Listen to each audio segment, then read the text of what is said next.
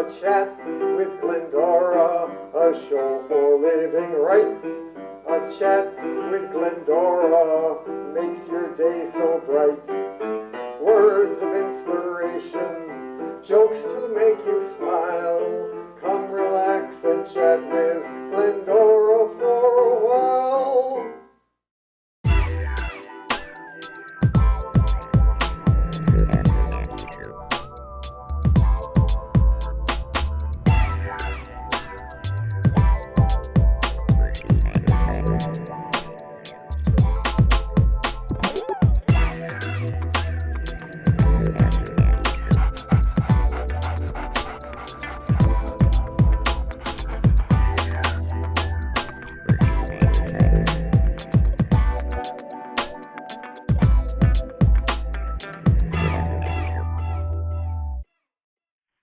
Well, here we are with another edition of Art Now and Here with Glendora on going out throughout the Glendora broadcast system. How are you doing today, Glendora? Superbly, and I hope everybody else is. Are you? Yeah, I'm hanging in there. Honestly, I'm looking forward to a vacation I've been planning this January, and that's kind of getting me through this sort of transition to winter we got going on here. So it was below freezing last night here. The ground was covered white in Pittsfield. What do you call a person who never gets angry? You know, I think I know this one, Glendora, but I'm gonna play stupid. I don't know it. I think you're ruining a very good joke. I'm going to start on another one. No, it's a nomad. I know. It's a nomad. They're good for you, honey. I don't get them very often. I'm not too bright like that, Glendora. You know, when you give me, I remember one last time, I was like the whole time you told the joke, I didn't understand it. So I kind of was a little quick on that one. Sorry about that. A mother and her son were riding along on the bus, folks, and the mother said to the boy, "You were a tidy little boy not to put your banana peeling on the bus floor. Where did you put it?" And he said, "In the pocket of the man riding next to me." Yeah. Two ladies at the IRS receiving income tax forms. One of them nudged the one next to her and says, "Look at this one. Bachelor, $250,000 a year, no dependents." And the other one says, "Give me his telephone number." Yeah. That's a good one. I like that. Now, the teacher said, use the word bewitches in a sentence. And the boy said, "You guys go ahead. I'll bewitch us in a minute." Yeah, that's pretty good. Down in Texas, a little boy was sitting at the end of his driveway, folks, trying to find homes for his puppies. And George Bush went by, and George Bush says, "What kind of dogs are those?" And the little boy says, "They is Republicans." And George Bush went away ecstatic. George Bush came back the next week and he says, "What kind of puppies did you say those were?" And the little boy says, "They is Democrats." And George Bush says, "What? Last week you told me they were Republicans." And the little boy says, well, this week they've got their eyes open." Oh, no. That's political season, I guess. That tells me that you are a Republican. No, I'm not, I'm not affiliated with any, I'm, registered independent, and, I don't have any strong leanings. I'd like to see some younger politicians come along on a national level, though. I'll say that. Back to the subject. You just showed the whole world that you were a Republican, the way you received that joke. Okay. No, I wouldn't say that. I wouldn't say that. I'm pretty open-minded in general. I just like to see younger politicians come along. So right now, I think we need the next generation of people coming down in the politicians. I mean, we're saddling the next generation with all this debt, and they're gonna have to pay it. And I think they need representation. We got way too much Yeah. debt in this country. Yeah. I don't think you can get these politicians they to ever come to agreements to cut all their different special programs. That's going to be a problem. But we need to reduce government spending until we get the debt under control. I'm on my soapbox. So, what else is good new with you, Glendora? How's everything there in New York State? There, I had one more joke. I can't remember what it was. Can you I'd hear like me? some lawyer jokes. How about some lawyer jokes? I always like the lawyer jokes. The Bachelor one, Oh yeah, we did that one. The Bachelor. Yeah, we there did. was banana peel. There was Yeah. witches. There was the Bachelor, the Bush puppies, and the video game. Okay, I guess we'll have to go into another week. Lawyer jokes. The lawyer said to the judge, "I want a new trial on the basis of new evidence." And the judge says, "What's the new evidence?" And the lawyer says, "I just found out my client has another $10,000. Yeah, that's a good one. The lawyer jokes are the best, I think. Then the doctor jokes are pretty good too. Folks, I just have something great to convey to you. I just finished the renewal of my application for airtime on 74 TV stations from Boston to San Diego. When you go into a community and you want to be on the cable TV public access, some of the TV stations ask you to apply for airtime. And they have a rather short and harmless application that you make out, how long you want to show, what time you would prefer to have it on, what is its content, what kind of access is it, public or government or educational, how long is the program, 28 minutes or 116 minutes, and would you like the use of any of their equipment to make your program, and what is more important to you, the time or the day of the program. And so that's harmless enough. You make it out with your name and address and proof that you do live in the community. Well, I've just completed 74 of those folks. Wow. And they take an inordinate amount of time just to get people to write their name and address on a piece of paper.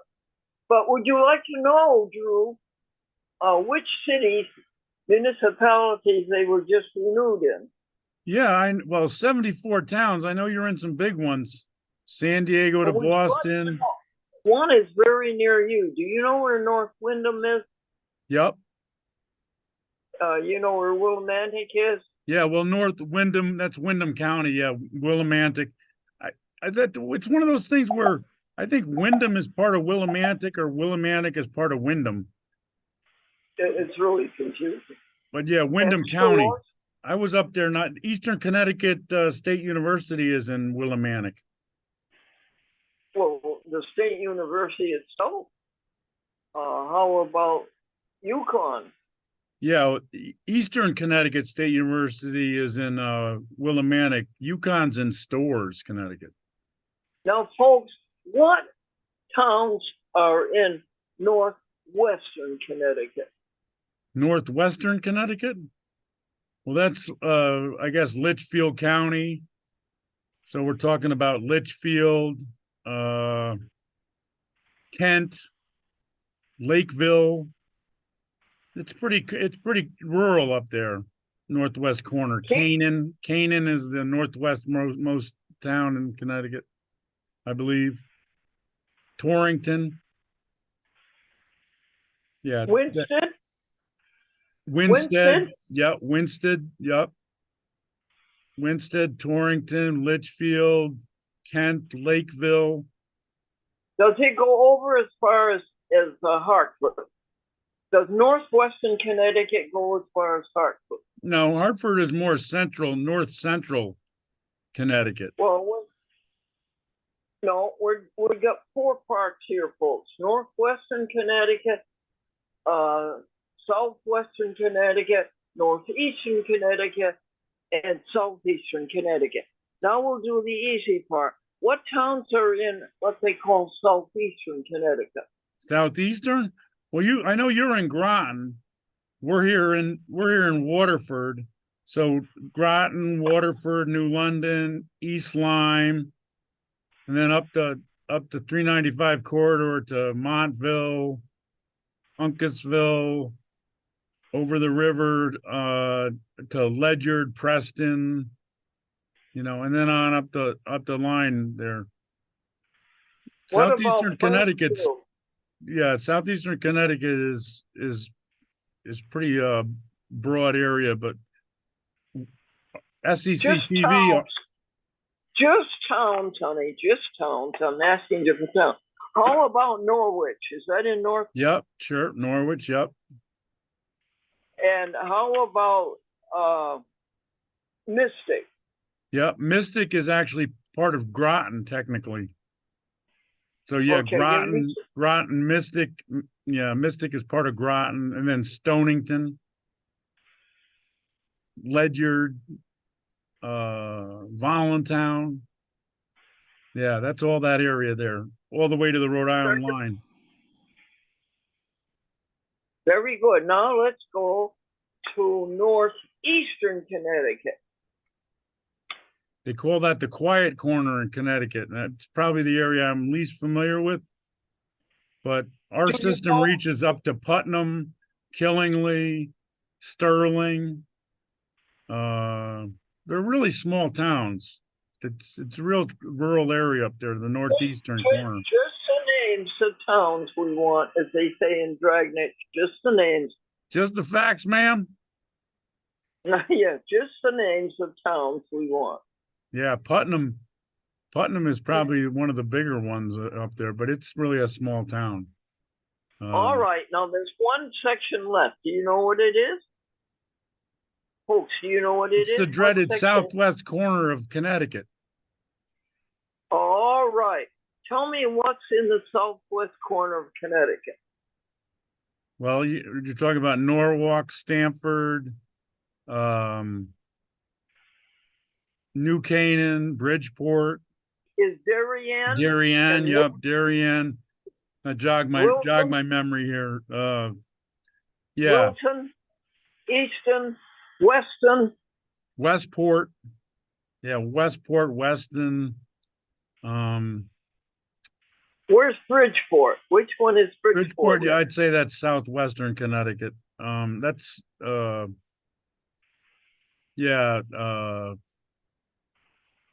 Westport. I'm drawing a blank. New Canaan, Greenwich. Where's Wesleyan University? What part of Connecticut is that? Wesleyan? Wesleyan is in Middletown, which is like smack dab in, like the name would imply, it's smack dab in the middle of Connecticut. Well, I think a chat with Glendora is on 20 TV stations in Connecticut. Yeah. Wow. Didn't you say like there's one town that's broken up into all kinds of different cable franchises? Newtown. That's the one. Isn't Newtown like broken into a million franchises? It has 16 franchises, right? Yes. Which is crazy because Newtown is a small town. What are the big ones? The really big franchises you're in? You're in San Diego, Boston, New York. I know that. Are you ready? Brooklyn, Bronx, Queens, Staten, Philadelphia, Atlanta, Chicago, Portland, Oregon, San Francisco, San Diego, San Jose, and San Antonio. Wow. And then you were telling me, isn't Los Angeles doesn't have public access? Isn't that right? That's right. The nation's capital center of entertainment does not have public access.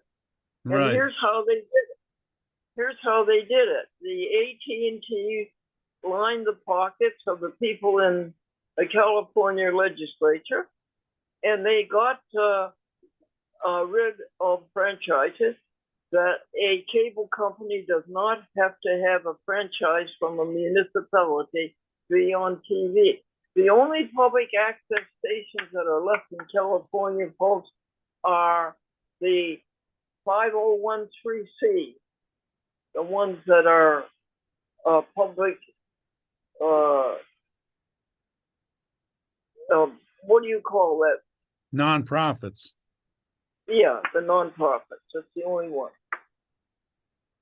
But San Diego County, give them credit. They are running public access as if it was brand new. As if it was just started up and had the world to go. They are terrific. I'm talking about San Diego Department of Education, County. Right. Yeah, that's it's needless to say, every franchise is different. We have a hard time finding producers here, to tell you the truth. We lose producers and we haven't been getting new ones. So that is a discouraging part of my job right now. Why did you lose them? Well, people get older, you know, they lose interest. They have other things. They move. A lot of our producers were older, and frankly, a couple of them died, and a couple of them have left the area. Some have retired.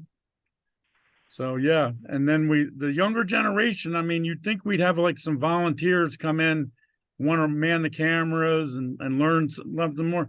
But I guess they're doing that all on YouTube now anyway, and they're not, using the facilities. And here, the equipment is so different now. When I started out in TV, a camera was like 5 feet, like 4 feet. Can you imagine that, folks? And look what they are now. They're a slab of metal that you hold in your hand. Right. I mean, the cameras now are, in everybody's phones. And some of the camera phones, at least in really good light, they're amazing.